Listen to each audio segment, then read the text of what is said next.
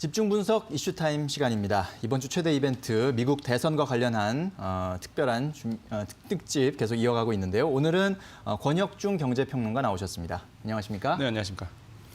자, 미국 대선 일단 투표가 치러졌고 이제 개표가 시작됐는데 개표 상황이 초반에는 트럼프 대통령이 예상 밖으로 선전하면서 당선 가능성이 커졌다가 네네. 다시 또 이제 지금 막판에 오니까 바이든 후보가 다시 당선 가능성을 키우고 있는 그런 상황입니다. 좀 혼돈이 계속 이어지는 상황인 것 같은데 네네. 현재 상황을 먼저 정리를 좀 해주시죠.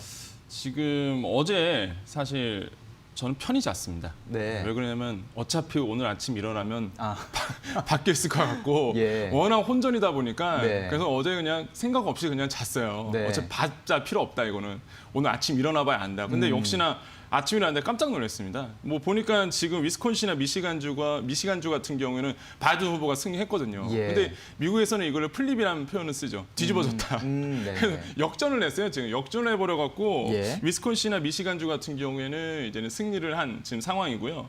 제가 지금 외신을 지금 실시간으로 지금 보고 있는데 지금 보면 펜실베니아주 같은 경우에는 지금 개표율이 한 84%입니다. 84%인데 트럼프 대통령이 한 51.9%, 조 바이든 후보가 46.8%. 그래서 지금 펜실베니아가 가장 중요한데 이건 트럼프 대통령이 지금 거의 승리할 가능성은 좀 흘러가고 있다라고 볼 수가 있겠고요. 예. 그다음에 또 중요한 게 이제 애리조나 같은 경우에도 지금 개표율이 86% 정도 됐는데 바이든 후보가 한 51%, 트럼프 대통령이 47.6% 정도 되고 있습니다. 그래서 지금 이런 것만 봐도 거의 가장 우려스러운 상황으로 지금 가고 있다.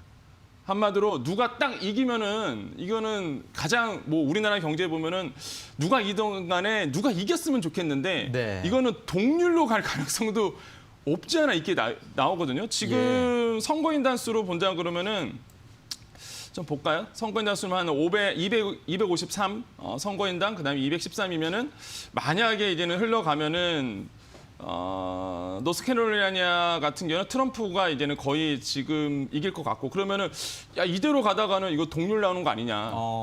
그렇게 되면은 가장 싫어하는 상황이 나오죠. 네, 동률일 경우에요? 네. 동률이면 어떻게 됩니까? 그 동률되면 이제 연방법원 가서 개표가 되거나 아니면 우편 그렇군요. 투표에 대한 이제 아마 소송전이 돌입될 텐데 네.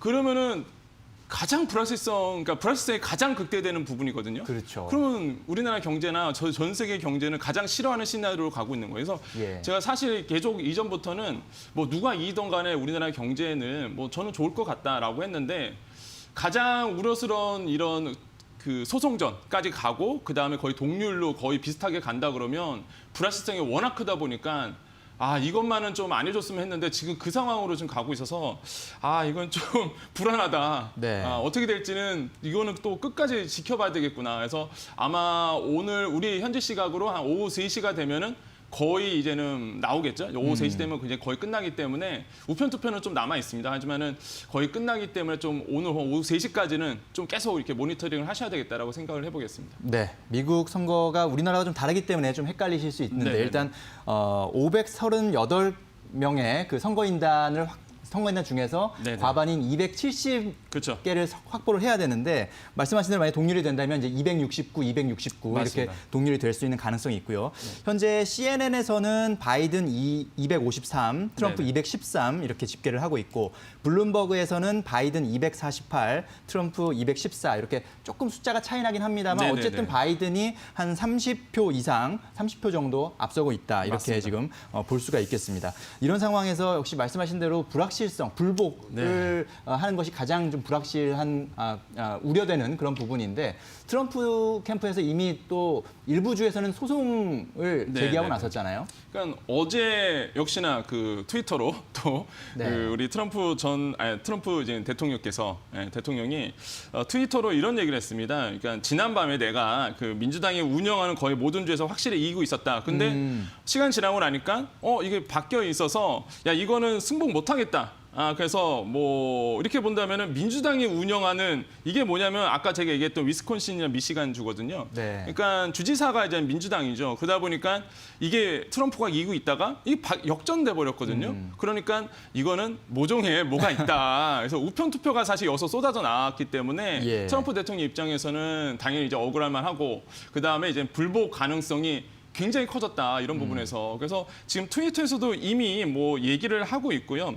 뭐 끝나봐야 알겠지만은 지금 상황에서는 트럼프 대통령이 계속적으로 지금 재선 캠프에서는 이제는 소송하겠다라고 이제 밝힌 상태입니다 이미. 그러면 네. 연방대법원까지 가게 된다면은 과연 어떻게 될지. 왜냐하면 공화당 출신들이 굉장히 많기 때문에 공화당의 정치색을 갖고 있는 분들이 많기 때문에 만약에 이렇게 된다 그러면은 만약에 연방법원까지 가게 돼서 소송전으로 돌입하게 되면은 또 어떻게 될지 또 모릅니다 이게. 그러니까 네. 제가 가장 두려운 부분이 이런 부분이에요. 예, 그래서 내심 저는 누가 이기던 간에 빨리 끝났으면 좋겠다라고 좀 생각을 했는데 아유 이게 또 오늘 굉장히 불확실성이 커지다 보니까 우리 주식시장에 또 어떤 영향을 미칠지 그래서 좀 걱정되는 부분 좀 있습니다. 네, 그렇군요. 자, 이게 뭐 이런 방식의 차이일 수도 있고요. 어쨌든 미국 대선 결과가 쉽게 나오지 않을 수 있는 상황. 이후의 시나리오까지 지금 말씀 좀 해주신 건가요? 아니면 네. 또 말씀해 주실 부분이 있나요? 그러니까 가장 우려스러운 부분 다시 한번 말씀드리면 20년 전에 한 번 있었죠. 그때가 네. 이제는 2000년 대선이었는데 그때 부시 대통령이랑 그다음에 엘고어 대통령. 예. 그 당시에 그 투표가 결정되는데 얼마나 걸려면 무려 36일이나 걸렸습니다. 아, 그러니까 그렇군요. 개표하고 나서 예. 36일 동안 대통령이 누군지를 결정을 못 내렸던 거예요. 네.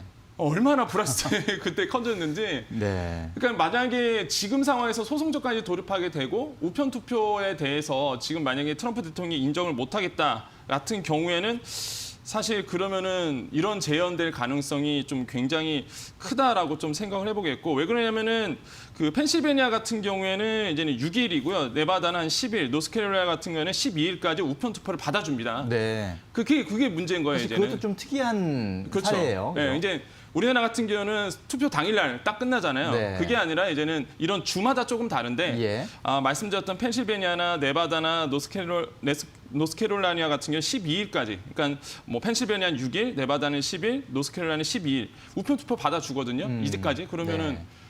트럼프 대통령 입장에서는 당연히 이제는 불만의 소리가 나올 수밖에 없는 것이고 예. 사전 투표가 지금 좀 미국에서 좀 논란이 되고 있어요.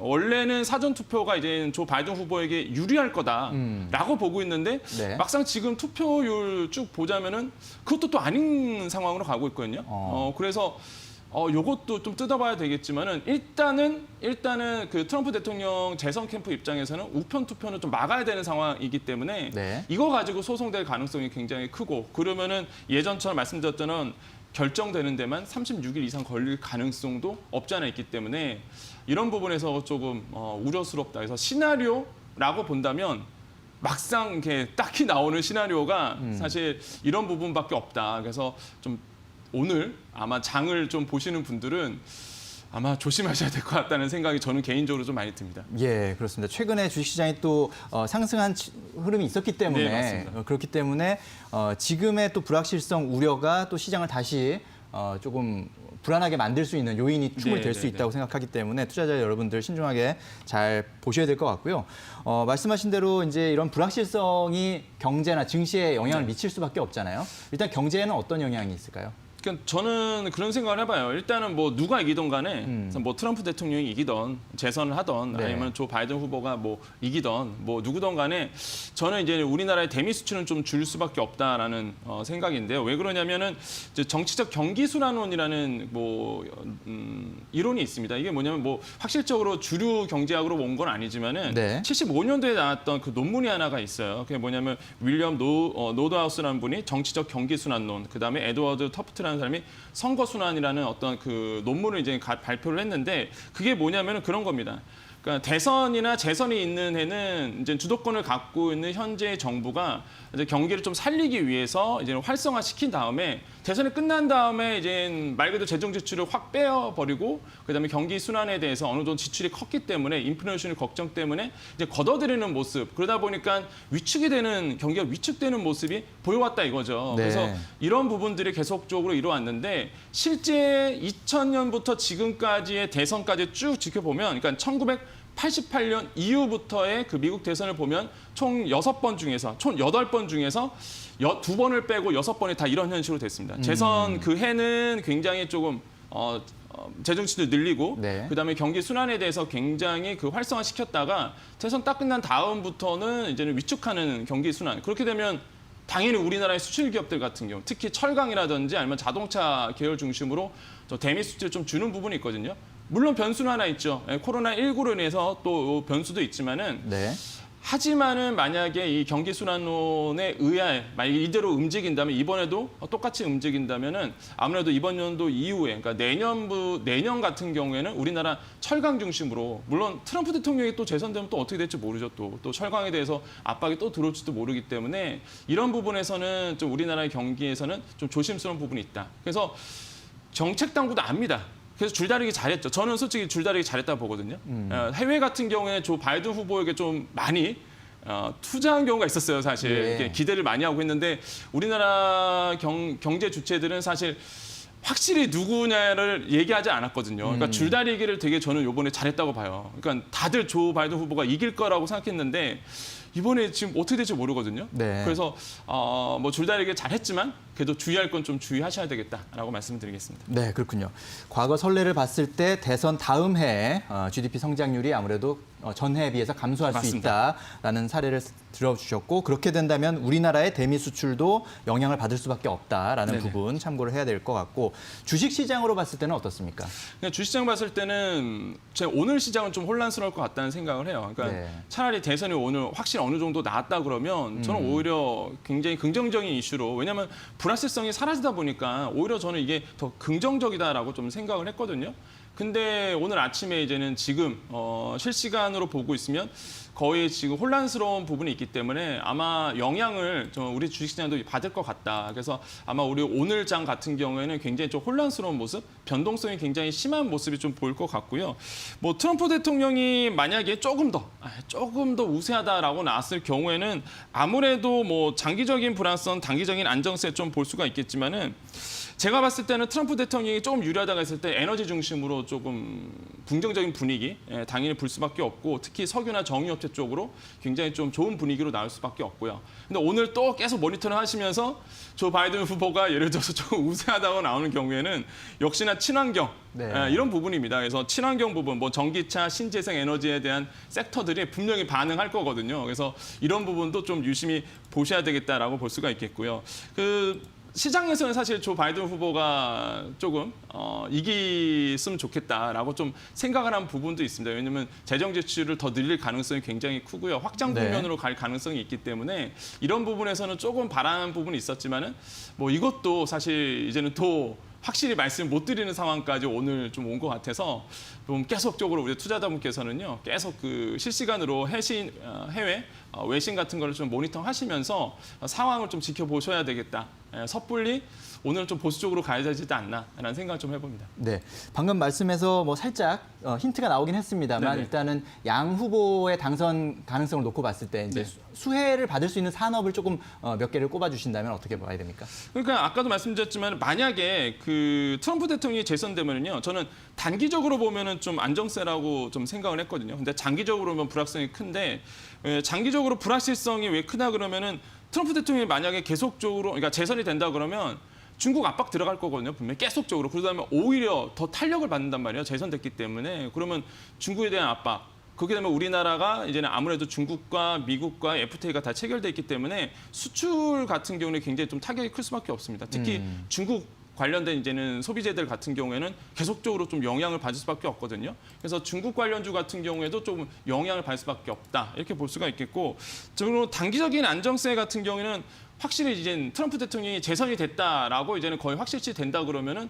오히려 이게 시장에는 더 안정성이 있게 되거든요. 뭐 트럼프 대통령의 변동성이 심하고 변덕이 심하고 이런 걸 떠나서 누군가 함량이 됐기 때문에 그렇기 때문에 저는 이런 쪽에서 본다 그러면 아까 말씀드린 것처럼 조 바이든 후보가 밀고 있는 친환경 이런 부분, 그다음에 트럼프 대통령이 밀고 있는 뭐 에너지 기업의 강세 이런 부분 좀 섹터를 나눠서 좀 보셔야 되겠다라고 말씀을 드리겠습니다. 네. 자, 미국 대선 결과가 아직까지 나오고 있지 않은 상황인데요. 계속해서 지켜보시면서 투자 전략 잘 점검해 보시면 좋겠습니다. 네, 오늘 말씀 잘 들었습니다. 감사합니다. 네, 감사합니다.